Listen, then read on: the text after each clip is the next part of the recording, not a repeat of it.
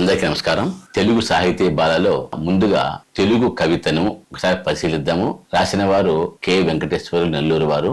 నీలి నింగి నుండి జారిన వాన చినుకు నా తెలుగు, గ్రీష్మాన హిమగిరి మంచు బిందువు నా తెలుగు, ఉదయించే ఉషోదయ రవికిరణం నా తెలుగు, మధురమైన పరిమళ పన్నీటి సెలయేరు నా తెలుగు, వసంతకాలంలో విరబూసే విరిజాజులు నా తెలుగు, సంధ్యాసాగరం ఘోషించే కెరటం నా తెలుగు, పరువాల ప్రాయపు పడతి పైట కొంగు నా తెలుపు, తల్లి చాటు పసిపాపల బోసినవ్వు నా తెలుగు. అటువంటి తెలుగు భాషను కీర్తిస్తూ ఈ రోజు ముందుగా భాస్కర రామాయణం రచించినటువంటి భాస్కరుడు గురించి తెలుసుకుందాం. భాస్కర రామాయణాన్ని నిజానికి నలుగురు కవులు రచించారు. భాస్కరుడు, అతని కుమారుడైనటువంటి మల్లికార్జున భట్టు బాలకాండ, కిష్కింధకాండ, సుందరకాండలను రచించారు. భాస్కరుని శిష్యుడైనటువంటి రుద్రదేవుడు అయోధ్య కాండను రచించారు. భాస్కరుడు యుద్ధకాండను తీసుకొని రచిస్తూ ఉండగా ఆ యొక్క యుద్ధకాండలో ఉత్తర భాగాన్ని అతని అనుమతితో అతని యొక్క స్నేహితుడు అయ్యలార్యుడు దానిని రాయటం జరిగింది. ఈ విధంగా భాస్కరుడు వృద్ధుడు కావటం వల్ల, లేదంటే శిష్యులకి అవకాశం ఇవ్వడానికో, మొత్తం మీద ఇద్దరు కుమారులు, ఒక స్నేహితుడు, వీరు మొత్తం కలిపి నలుగురు ఈ యొక్క భారతాన్ని రచించారు. భాస్కరుడు రెండవ ప్రతాపరుద్రుని కాలంలో, అంటే సుమారుగా 13వ శతాబ్దంలో ఉన్నాడు. ఈ కావ్యాన్ని ప్రతాపరుద్రుని యొక్క అశ్వసేనాధ్యక్షుడు అయినటువంటి సాహితీ మారణకు అంకితం ఇచ్చాడు. భాస్కర రామాయణం రచించినటువంటి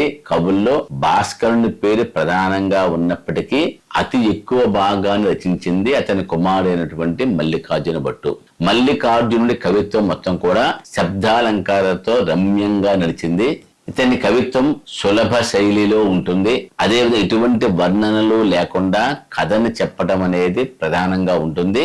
భాస్కర రామాయణం అనేది చంపు మార్గం, అంటే చంపు కావ్యం, అంటే గద్యం పద్యం రెండింటితోనూ ధారాళంగా ప్రసన్నంగా ఉంటుంది. అలంకారాలతో భాస్కర రామాయణం రసవంతంగా సులభ శైలిలో అందరికీ అర్థమయ్యే విధంగా ఉంది. నలుగురు కవులు రచించిన ఈ రామాయణం అతుకుల బొంతలేగా లేకుండా ఏక సూత్రతతో నడిచింది. భాస్కర రామాయణం వాల్మీకి రామాయణాన్ని అనుసరిస్తూ రచించబడింది. అయినా నాటి దేశీయత ప్రభావం వల్ల, అంటే ఆ రోజులు ఉన్నటువంటి సమాజ పరిస్థితుల వల్ల భాస్కరుడు వాల్మీకి చెప్పనటువంటి అనేక కథల్ని కూడా దీనిలో చొప్పించారు. ఉదాహరణకి ఇంద్రుడు కోడి అయి కోయటము, అహల్య రాయిగా శపించబడటము, జంబూమాలి కాలనేమి వృత్తాంతాలు, రావణుని నాభిలో అమృత కలశం ఉన్నదన్న రహస్యాన్ని విభూషణుడు శ్రీరామునికి చెప్పడం, ఇవన్నీ కూడా ఈ యొక్క రామాయణంలో చోటు చేసుకున్నాయి. వాల్మీకి రామాయణంలో ఇవన్నీ లేవు. ప్రాచీన కవులలో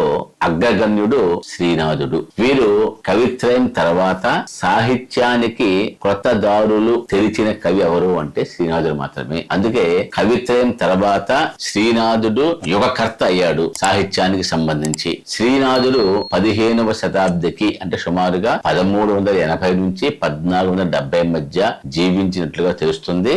దివ్య ప్రబంధ శైలికి ఆదరణ కల్పించిన వ్యక్తి శ్రీనాథుడు. శ్రీనాథుడు రచించిన కావ్యాల గురించి కాశీఖండం ప్రథమాశ్వాసంలో ఆయనే ఒక పద్యంలో చెప్పారు. ఏమనంటే, చిన్నారి పొన్నారి చిరుత కోకటి నాడు రచయించితే మరుత్రా చరిత్ర, నూనూగు మీసాల నూతన యవనమున శాలివాహన సప్తశతి నడువితిని సంతరించితి నిండు జవ్వనంబున ఎందు హర్ష నైషద కావ్యమాంధ్ర భాష, ప్రౌఢ నిర్భయ పరిపాకమున గొని యాడితే భీమనాయకుని మహిమ, ప్రాయమెంతకు మిగుల కైవాలకొండ కాశికాఖండమున మహాగ్రంథమేను తెలుగు చేసేద కర్ణాట దేశ కాటక పద్మవన హేలి శ్రీనాథ భట్ట సుకవి.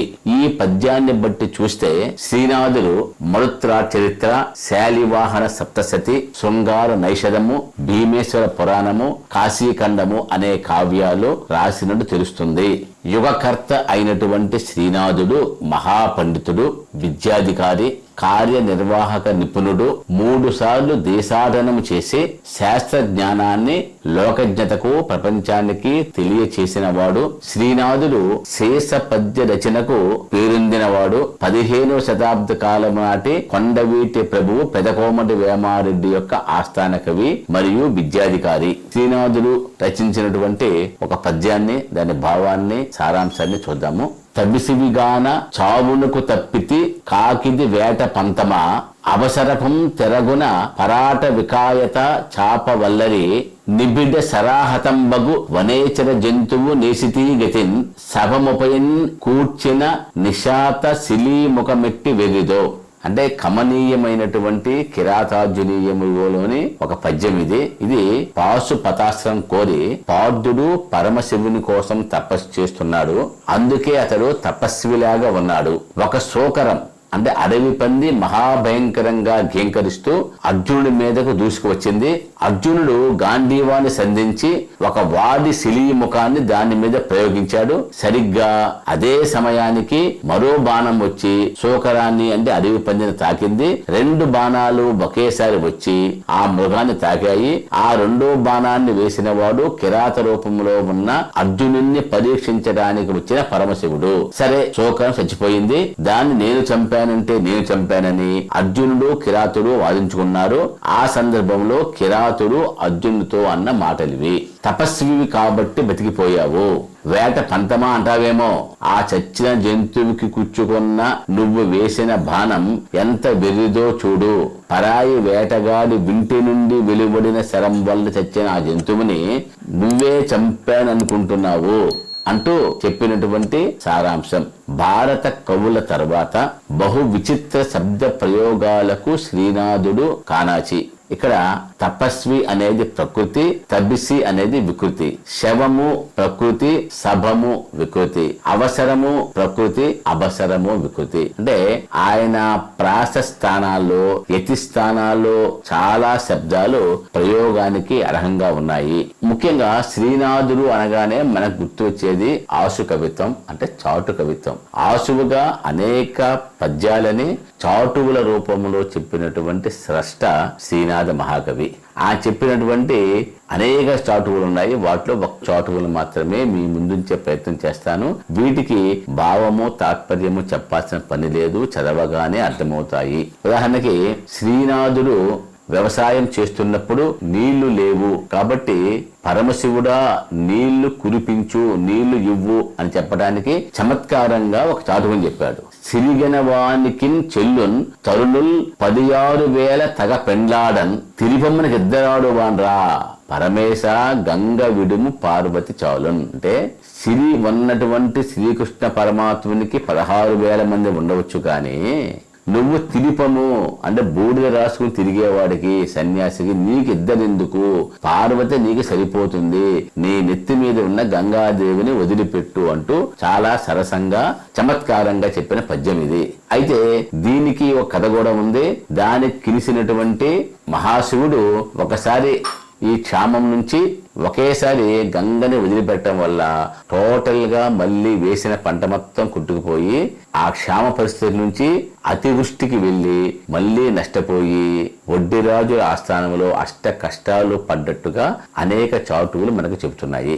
డిండిమ బొట్టుకి శ్రీనాథుడికి జరిగినటువంటి కవిత్వ పోరులో చివరికి శ్రీనాథుడే గెలిచి ప్రౌఢదేవరాయల చేత కనకాభిషేకం పొంది కవి సార్వభౌమ అనే బిరుదాన్ని పొందాడు. అంత ఘనకీర్తి కలిగిన వ్యక్తి శ్రీనాథ కవి సార్వభౌముడు.